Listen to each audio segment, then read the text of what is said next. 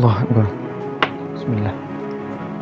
Okey, alhamdulillah setelah 7 hingga 8 bulan jugalah kita stop seketika dengan kajian terhadap negeri Melayu Saribas ni ya. Kita ada sedikit hal lah. Saya memohon maaf, kita ada sedikit hal yang perlu dibereskan. Sebelum tu sebenarnya kan saya tidak berniat untuk meneruskan ataupun menyambung kajian ini. Sebenarnya beberapa faktor lah, tetapi ada beberapa pihak lah yang alhamdulillah memberikan kita semangat untuk meneruskan kajian terhadap yang memberikan harapan, malah ada yang menunggu sambungan lah. Alhamdulillah, terima kasih yang menunggu sambungan video yang saya buat sebelum ini. Saya ingatkan tidak mendapat sambutan. Saya ingatkan tak dapat sambutan kan. Malah ramai anak-anak Saribas, bukan saja dari dalam Saribas, malah ada yang telah bekerja di luar, di ibu-ibu kota besar kan, yang meminta ataupun request lah saya untuk meneruskan pendedahan. Dia bukannya pengkajian, sebab saya tidak mengkaji. Saya cari pencarian ke mana kajian-kajian. Okay. Sebelum tu ramai yang bertanya siapa saya kan, sebab saya ni orang-orang biasa je. Saya Muhammad Zulfikri bin Zulkifli dari Debak, Sarawak. Saya nak cerita Saribas. Debak juga adalah kawasan Saribas. Lahir di Saribas, membesar di Saribas. Saya membesar di sini, berkawan, berkeluarga macam orang lain juga, dan semuanya di sinilah. Saya mendapat pendidikan di sekolah menengah kebangsaan Saribas, ataupun kita panggil SMK Saribas. Sebelum ni semua orang daripada Tui, daripada pusat, daripada Sepau, daripada kawasan Saribas, kebanyakan yang bersekolah di SMK Saribas. Sekarang mereka dah ada sekolah sendiri, SMK Sepau dan sebagainya. Saya mendapat pendidikan di Universiti Utara Malaysia, UUM Kedah, Cintuk Kedah, dan saya sedang bekerja dah sekarang. Dan sekarang ni pukul 2.30 pagi. Saya hanyalah seorang anak tempatan yang mula sedar perlunya diperbuat satu pendedahan ataupun pemberitahuan lah, untuk to tell everyone lah, serta kajian-kajian mendalam lah, untuk memberitahu kepada orang ramai ataupun untuk orang saya sendiri. Yang kami risaukan nanti kelak tidak ada anak Melayu Saribas ni, tak ada yang kenal asal-usul jati diri lah. Ramai sebenarnya, bukan saya je yang buat, ramai antara beberapa kawan-kawan saya lah, macam Abang Hafizal, macam banyak lah yang buat dengan cara mereka sendiri, buat cara video, buat konten yang lain lah, berciri lain. Saya dengan cara saya lah, sebab saya tidak mempunyai bajet yang cukup. Saya hanya ingin kita dengan cara sendirilah. Okay. Agar orang bangsa Saribas ni, kami risaulah tak kenal jati diri, dan haraplah kajian ataupun usaha ini dapat menjadi pendorong ataupun memberi semangat untuk anak Melayu Saribas mengecapi pelbagai kejayaan di masa yang akan datang, insya-Allah. Beri spirit kan. Okey, berbalik kepada kajian. Kajian yang telah dibuat lah. Kita ambil kajian, beberapa kajian, banyak kajian daripada ni. Kejap lagi kita cerita struktur dan kandungan syair. Kenapa syair? Hal ini kerana syair tarsilah merupakan kita punya sumber utama, kita panggil sebagai punya sumber primer dalam kajian ini. Jadi kita akan lebih terkait syair, di samping sumber-sumber lain jugalah, banyak sumber-sumber lain, sumber sekunder dan sumber tertier yang lebih tercondong kepada kajian dari para pengkaji dari negara Brunei, pengkaji dari Australia, dari Sambas Indonesia, England, Singapura, daripada banyaklah Kota Padang sendiri, dan daripada Malaysia sendiri pun ada Dr. Sanib Said, khususnya anak Sarawak sendiri. Jadi perlunya memberi perhatian lah. Okay, insyaAllah. Bismillah. Di awal syair ini kita dapati bahawa ianya kita dapat bahagikan kepada dua bahagian. Dua bahagian. Yang pertama, sebagaimana banyak karya-karya dan mahakarya ulung, mahakarya ulung banyak. Mahakarya ulung seperti sejarah Melayu, hikayat Murung Mahawangsa sebagai tamsilan, banyak. Jadi kita dapat menemui apa? Kita dapat temu apa? Kita dapat jumpa perselarian ataupun persamaan antara karya-karya Melayu tradisional ini, yang mana semuanya hampir menggunakan pembuka yang seakan-akan sama, yang di mana ianya bermula dengan storytelling ataupun bermula dengan penceritaan terkait mitos alam Melayu dan asal usul bangsa Melayu itu sendiri, yang sering kali usually lah dikaitkan related with dengan kisah ulung Iskandar Zulkarnain ataupun Alexander the Great dari negeri Macedonia, dari negeri Makedonia, kerajaan atas angin. Biasanya kita dengar. Manakala pembahagian kedua, second part, pembahagian kedua barulah diceritakan secara kronologi kisah pembukaan sebuah negeri Melayu yang masyhur di kepulauan Borneo, ataupun kita tengok dalam beberapa kajian research yang telah dibuat, dia panggil the Kingdom in the Northern Borneo, di Borneo Utara. Dia cakap dengan kehandalan strategi peperangan, kedudukannya strategik, memudahkan laluan perdagangan antara negeri Melayu, iaitu sebuah kerajaan ataupun sebuah negeri yang diasaskan oleh seorang wazir ataupun pembesar negara Brunei, iaitu Temenggung Kadir dan Raja Minangkabau, anak Raja Minangkabau, the Minangkabau Pempargaruyung Prince, yang membawa suatu kelompok budaya tersendiri, iaitu negeri Saribas, yang berbeza dengan tempat-tempat lain di Sarawak. Bahasa pun berbeza, budaya berbeza, cara hidup berbeza, totally berbeza. Mereka ni hidup dalam satu kelompok yang sama. Kehadiran di Alexander the Great di dalam syair ini amat berkait rapat, sebagaimana yang kita tahu, dengan tradisi scriptorium ataupun kebiasaannya skrip Melayu lah. Namun terdapat dua unsur yang berbeza yang kita dapat kesan, dan di mana cara pengejaan ataupun spelling dia lah dieja secara berbeza, iaitu menggunakan kata Syahkandar dan bukannya Iskandar, di mana kita dapat kaji ia lebih dekat dengan kata Skandar dalam bahasa Iran, dalam bahasa Parsi, Okey, baiklah. Sekian saja pengenalan syair. Kita terus saja kepada kisah pembukaan negeri Melayu Saribas lah. Okey. Kisah pembukaan sebuah kerajaan Melayu di utara Borneo yang bernama negeri Saribas. Suatu masa di Kesultanan Negara Brunei Darussalam, ada segala macam tingkat menteri, level, pembesar dan hulu balang. Kerajaan di mana mereka ini semua mengabdikan diri, taat setia, taat setia kepada yang di-Pertuan Negara Brunei Darussalam, tiada keraguan padanya. Adapun seorang pembesar negeri yang berdarah raja jua ia, tetapi tiada empunya hak tahta, kerana bukan jurai pewaris kerajaan, hanyalah kerabat diraja saja. Dia bukannya jurai yang pewaris, bukannya keturunannya yang menjadi pewaris lah, tetapi sebagai imbalan ataupun hadiah, keluarganya telah diberi kekananan ataupun kita panggil priorities, dan diangkat menjadi pembesar kerajaan dengan memakai gelaran pengiran ataupun kita panggil pangeran. Pangeran Temenggung Abdul Kadir lah orang inilah yang kita maksudkan dengan tiada tidak menggunakan gelaran pangeran, kemungkinan akibat melawan yang di-Pertuan. Okey, lepas ni kita cerita. Temenggung Abdul Kadir merupakan antara pembesar kanan di dalam kerajaan Brunei di kala itu. Beliau mempunyai seorang anak dara yang sungguh jelita dan sangat cantik di dalam kerajaan ketika itulah. Dang Cik namanya. Dalam beberapa manuskrip saya jumpa Dayang Cik ataupun Dayang Kaci, ada juga Dang Cik namanya, dan dia adalah satu-satunya anak kepada Temenggung Kadir. Jadi kehilangan anak kesayangannya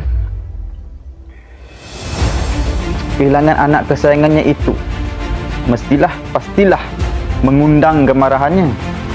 Hal ini dapat direkodkan apabila sang sultan telah mengarahkan untuk menculik Dang Cik, puterinya itu, dan hilang tanpa sepengetahuannya. Ghaib secara tiba-tiba. Hilang, sirna kita panggil. Para pengikutnya telah memberi perkabaran, viral lah cerita ni.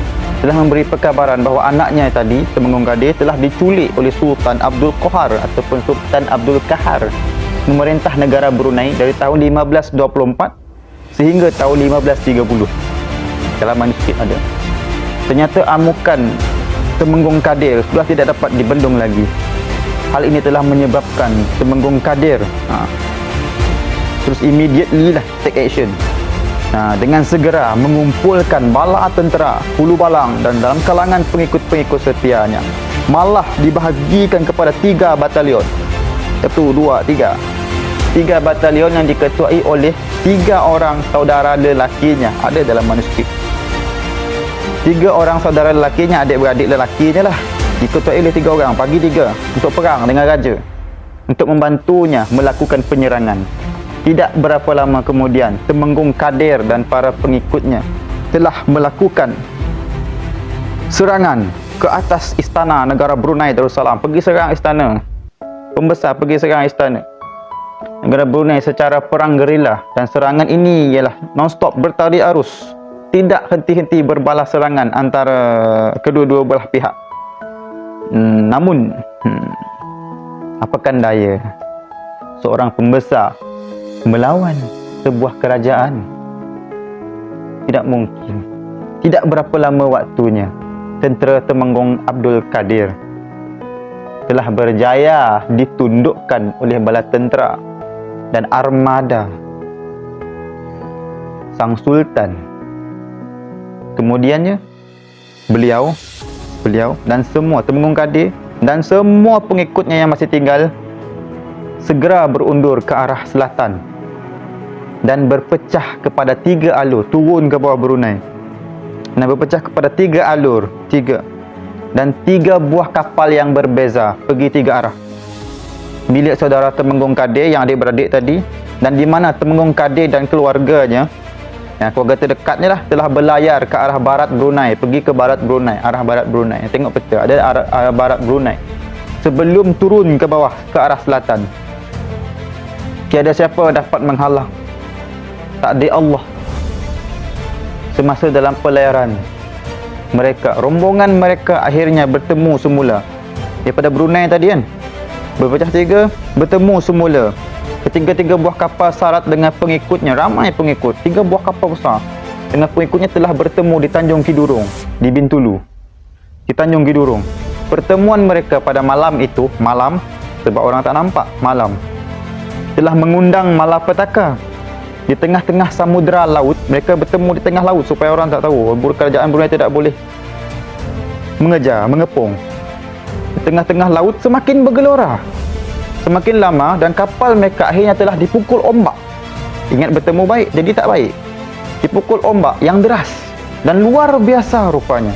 Kapal-kapal ini telah berlaga sesama mereka, bertempuh, orang Saripah cakap, berlaga sesama mereka, dan telah bagai dihalau keluar dari perairan Brunei dan dicampakkan jauh ke selatan. Inilah manuskrip. Sebaik saja sedar pada pagi itu, pada paginya, mereka semua telah mendapati kapal-kapal dan segala bekalan dan meriam-meriam senjata mereka serta semua barangan mereka telah musnah. Ada yang terdampar sekali dan ada yang hilang, dimakan badai. Temenggung Abdul Kadir dan semua pengikutnya yang masih tersisa, baik laki-laki dan perempuan, telah menyedari bahawa mereka telah terdampar di sebuah tempat yang sangat asing, iaitu di muara Sungai Saribas, tempat yang bukan di Brunei, tempat lain ni mereka cakap. Kita terdampar di tempat lain, Sungai Saribas, dalam keadaan yang sakit-sakit dan keletihan. Beberapa lelaki dan perempuan dalam kalangan suku Lugu, suku Lugu, suku Lugu, ada dalam manuskrip, telah menemui mereka. Mereka ni datang, orang lokal, orang tempatan. Suku Lugu telah mula suka dengan kehadiran Temenggung Kadir dan pengikutnya, serta memberi nasihat kepada Temenggung Abdul Kadir untuk tinggal di sini lah, di tempat tu yang tidak bernama.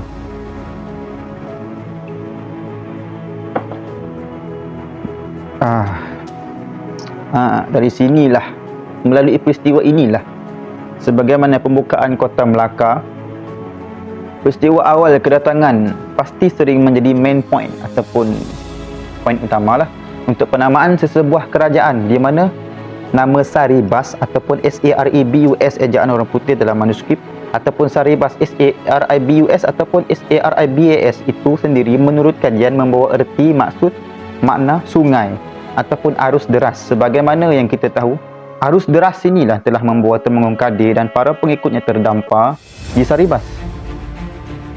Jadi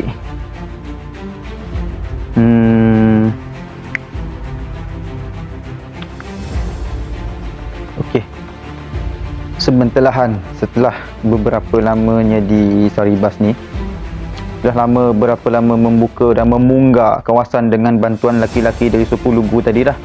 Dengan bantuan mereka, Temenggung Abdul Kadir telah mengenal pasti, mesti kita kena identify, mengenal pasti suatu kawasan atas nasihat dan pendapat kaum Lugu ni. Mereka ni pakar, tempat mereka orang lokal kan. Lokasi yang paling strategik untuk diperbuat sebuah kerajaan yang baru dan telah ditetapkanlah oleh Temenggung Kadir. Jadi tanggal 1560 Masihi, 1560 Masihi, dengan nama Allah yang Maha Perkasa lagi bijaksana, kerajaan negeri Melayu Saribas telah diisytiharkan, tertubuh. Bendera pertama telah dinaikkan. Bermakna sebuah kerajaan baharu telah diwujudkan. Negara bangsa baharu telah disatukan. Kaum Lugu tadi jadi orang Saribas. Setelah diperbuat perkiraan sebagaimana adat-adat sebuah kerajaan Melayu yang akan dibuka.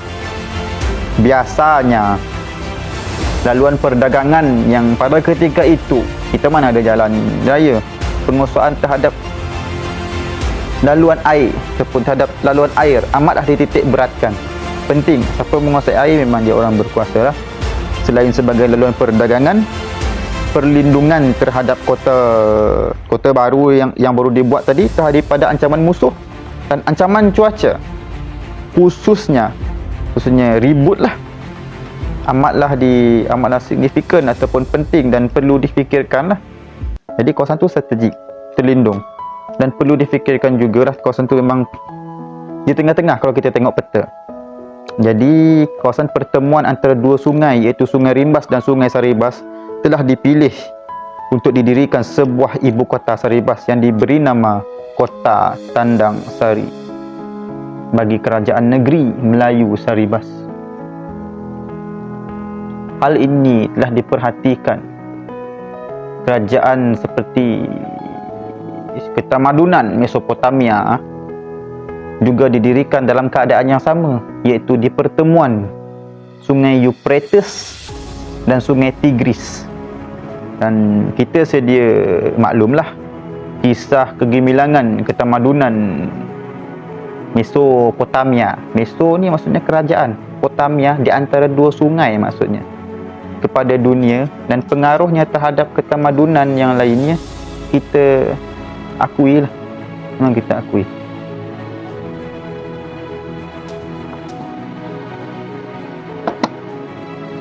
Okay, kita pergi kepada cerita yang kedua. Ni cerita tadi kita bukan skip, kita pause dulu. Okay, lain pula ceritanya di tanah Minangkabau. Nun jauh di sana, di Sumatera Barat sana, Kerajaan Pagaruyung telah mengadakan keramaian besar-besaran lagi masyhur bagi memilih Raja Pagaruyung ataupun pemerintah Pagaruyung yang baru bagi memegang takhta negeri. Ayahandanya Sultan Harun Shah, Sultan Bengawan, ataupun kita panggil Datuk Bendahara Harun ataupun Datuk Bendahara Harun. Ayahandanya Datuk Godam, ayah kepada Datuk Godam, Datuk Abang Godam, ataupun nama istananya Raja Umar. Dilahirkan di ruangan Istana Godam. Istana tu yang nama Godam di Pagaruyung, dan sejak dari kecil lagi sudah menerima ilmu agama dan ilmu dunia yang sangat mendalam. Memanglah anak raja, kita kena bekalkan dengan ilmu yang betul lah, ilmu yang agama yang cukup supaya dapat mentadbir kerajaan Islam dengan baik. Ilmu yang sangat mendalam lah dari guru-guru dan murabbi terhebat di dalam kerajaan pada ketika itu. Raja Umar merupakan anak cucu dan jurai langsung kepada Datuk Pepatih dan Sebatang Ada satu kajian tu nanti saya selipkan dalam ni. Dia jurai langsung kepada Datuk Perpatih Nan Sebatang. Dah dinamakan sebagai pewaris tahta kerajaan lain pewaris yang lain, dan baginda telah mendapat kekananan dalam pemilihan tersebut ataupun prioriti juga. Seperti mana Datuk Menggong Abdul Kadir, prioriti dalam pemilihan jadi raja itu kerana keturunannya adalah pewaris direct kerajaan pewaris direct kerajaan, yang mana ia berdarah Sang Sapurba dari Gunung Siguntang. Betul.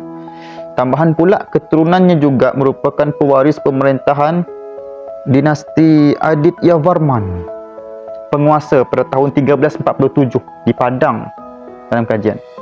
Dan dinasti Anangavarman 1375 sehingga 1417. Bendahara Harun, bapaknya tadi, bukanlah orang sebarangan. Kerana Bendahara Harun sendiri merupakan jurai keturunan dari Raja Suran. Raja Suran yang merupakan pewaris yang sangat besar pengaruhnya di alam Melayu, Nusantara. Dan legasi ni semua pengkaji tahu, dan legasi ni dari legasi Raja Iskandar Zulkarnain. Sebagaimana beberapa kerajaan Melayu yang lain pun daripada jurai keturunan yang sama dengan kerajaan inilah. Contohnya, jurai yang keturunan yang sama dan kerajaan ini adalah kerajaan Raja Merung Mahawangsa, kerajaan Langkasuka di Kedah, Darul Aman pun sama. Datuk Godam ni tadi merupakan putera Bendahara Harun. Putera Bendahara Harun ni tadi hasil perkahwinannya dengan seorang wanita Belanda, orang putih, wanita Belanda, iaitu puteri kepada residen di Raja Belanda di Sumatera Barat, residen Belanda di Kota Padang, yang bernama Jan van Groenewegen. Ada nanti saya tulis, saya betul ke tidak nanti perbetulkan kalau saya salah. Oleh kerana itulah beliau dikatakan bukan anak Minang sejati, sebab emaknya bukan orang Minang, bukan orang Melayu, emaknya orang putih, mukanya pun muka putih, dan rambut Datuk Godam berwarna perang-perang. Yang akhirnya Datuk Godam ditidakkan haknya untuk mewarisi pemerintahan di Minangkabau. Tak dapat mewarisi. Abang Godam ternyata tidak mendapat masalah apabila diuji dengan ujian-ujian yang berkaitan dengan pemerintahan. Settle, boleh dilulus. Pemerintahan, contoh pemerintahan macam ujian duduk di atas batu yang tajam, lepas, dan banyak lagi ujian yang sangat sukar dihadapi oleh orang biasa. Datuk Godam boleh buat. Namun, apakan daya, baginda telah gagal dalam upacara terakhir untuk ditabalkan sebagai Raja Baharu. Selepas ujian ni yang menggagalkan Datuk Godam. Selepas ujian menunggang gajah putih di Raja, milik Raja. Tunggang gajah putih kalau okey, memang jadi Raja. Tapi gajah putih di Raja dinaiknya itu tiba-tiba menjadi naik minyak, lalu mencapakkannya ke tanah, lalu rebah. Naik minyak, pup, jatuh. Fail. Jadi dengan membawa hati yang kecewa, tidak tahan dengan kehinaan dan malu yang besar, semua orang mencaci, Datuk Godam telah mengambil keputusan, take a decision untuk berlayar, to sail away lah, untuk berlayar dengan alasan berdagang di sekitar Kepulauan Melayu. Tutup malu pergi berdagang, keluar untuk berdagang di sekitar Kepulauan Melayu dengan menyamar sebagai peniaga. Datuk Godam telah membawa diri dengan berlayar sambil menjadi peniaga, serta singgah di beberapa negeri Melayu. Daripada Minangkabau dia singgah, baginda singgah di beberapa negeri Melayu seperti ke pelabuhan Temasek. Temasek ni Singapura sekarang. Singgah ke situ. Pelabuhan-pelabuhan Kepulauan Riau seperti Natuna, pernah singgah di Pulau Natuna. Dan pelayarannya itu akhirnya membawanya sampai ke pelabuhan Saribas, di mana Saribas ni sebuah pelabuhan negeri yang masyhur dan sudah ada, masa itulah sudah ada. Sudah ada dia punya pemerintahan, administration dia dah ada pemerintahan sebagaimana kerajaan lain jugalah. Dan di pelabuhan ini sudah pun ada aktiviti perdagangan, import, export dan entrepot. Khususnya dalam satu kajian tu daripada Brunei, khususnya woven fabric ataupun kain tenunan secara komersial. ada di pelabuhan Saribas, terkenal. Dan segala kain yang sangat bermutu tinggi di sini diperdagangkan. Suatu hari baginda sampai di Tandang Sari dan disambut baik oleh Temenggung Abdul Kadir. Beliau sangat kagum dengan pakaian dan kelakuan dirajanya baginda Datuk Godam. Tengok orang baru datang, wah bagus orang ni. Yang menyebabkan Temenggung Kadir amat selesa dengan tata cara dan tingkah laku baginda ni tadi. Datuk Temenggung Kadir suka tengok cara Datuk Godam.